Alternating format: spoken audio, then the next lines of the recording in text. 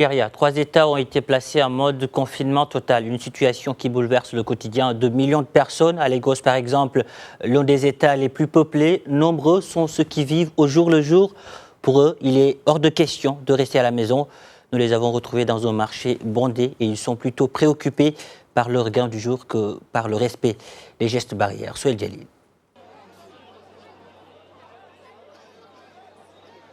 C'est l'un des marchés les plus bourdonnants de Lagos, la capitale économique du Nigeria. Ici, au Mile 12, le rythme d'activité n'est pas retombé malgré le confinement total instauré. Les défis sont énormes. La distanciation sociale est très importante pour freiner la propagation du coronavirus. Mais vous savez, je pense que le gouvernement doit fournir plus d'efforts pour s'assurer que les gens restent en sécurité chez eux.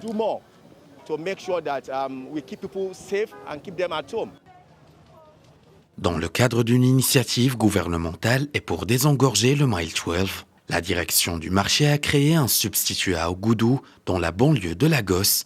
Objectif, rapprocher les produits des communautés. Une initiative qui a pourtant pris du plomb dans l'aile lorsque des camions de livraison ont été attaqués, des denrées alimentaires volées et des camionnettes endommagées par des malfrats. Les gens doivent manger.